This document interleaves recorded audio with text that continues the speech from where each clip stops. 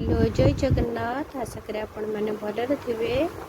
भी बहुत भलरे अच्छी। आज आपण मानक आमर ओडिशा स्टाइल द्वितीय घंट रेसिपीटा आपण मानक शेयर करी। एमती बनया जमती कि लोक मैंने हाथ चाटी खाइबे। देखु तार प्रोसेसटा मुझे बनाऊँगी। एबे प्रथम सब परिबा नहीं जाइछि ताकू देखु मम्मी की देदेली काटिया से सब परिबा काटिबा भितर मुझे जाइके टिके गाधे पड़ी आसिली। एबे रेडी हो सारी। एबे रेडी हो किचन को पलि आसिली। किचन रे एबे मते बनैबार अच्छी। एठी देखंतु मु सबु सामग्री नहीं।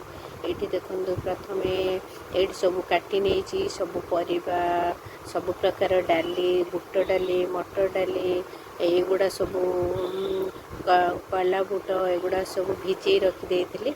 एबे पैन बसैली से पानी नेली। एठी देखंतु पानी फुटी जाइछि। से प्रथमे तेजपत्र नेली और डालचीनी खंडे नेली। तापरे एठी बुट डाली पकेवा। तापरे मटर भिजे रखिथिबा कला मटर ए सब तीन प्रकार मटर को आग पकईदेवा कारण से गुड़ाक बहुत लेट रे सीझे। प्रथमे ताको पकईदेवा। तापरे परिबा सब पकई नबा। सबुतिक परिबा जहाँ जहाँ कटा होता सब पकई नबा। ता सहित हरड़ डाली मसूरी डाली तापरे मुग डाली एठी तीन प्रकार डाली नहीं। तापरे हलदी गुंड लुण देदबा स्वाद अनुसार। लुणटा आम परिबा सहित देले जहाँकि लुणटा सब परिबारे खाइजिवो टेस्ट लागिवो। लुणटा पछरे देबेनी पछरे देले भल लागिवनी। आमर जेहेतु परिबा पकई सारिबा। एठी देखंतु एठी मोर घांट पूरा फुटिलानी। सेथिरे बाइगण पकई देली। सेपटे से सिझिया भितर मु एपटे आ गोटे मसला प्रस्तुत करुच्ची। एथिरे टमाट नहीं अदा रसुण पियाज रेड चिली ए सब गुड़ा दे गोटे मसला पेस्ट बनईदेवा। आपण मैंने भावुवे मसला पेस्ट कौन पाई बनैली। आम जदि सब प्रकार मसला को एमती काटिया अपेक्षा ताकू पेस्ट बनईकी देदेबा तार टेस्टा आहरी 2 गुणा बढ़ीज। से मुझे मसला को ग्राइंडिंग करदेली। देखंतु एठी जेहेतु परिबा टिके हाफ बॉयल हो गलानी से झुडंग आउ ओ को काटी रखी सेटा पकईदेली। परिबाटा अधा सिझिले ताकू पकेबा। एठी मसला पेस्ट को देदेबा। देखंतु मसला पेस्ट को देदेबा। तापरे पुणी फुटिया छाड़ीदेबा।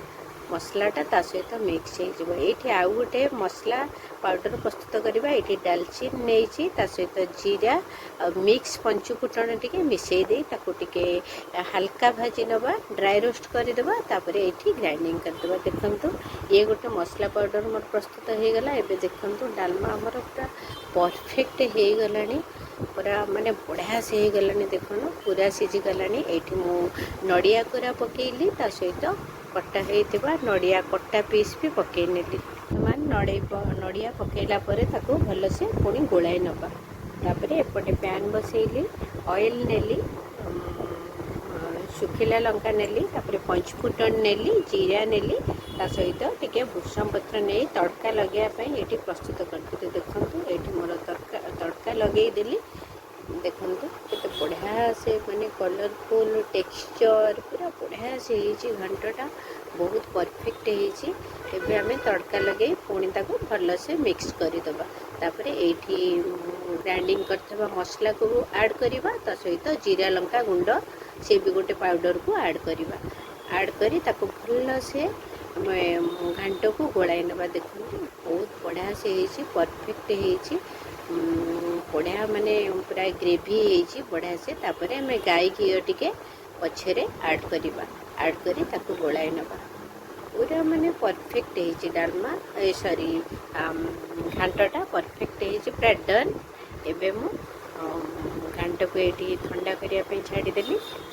देखंतु केते बढ़िया से होइछि। ताको गैस ने मु एठी टिके ठंडा करि नेली। आपण मान को जदि मो वीडियोटा भल लगुच निहाती फॉलो करि नियतु लाइक शेयर करंतु।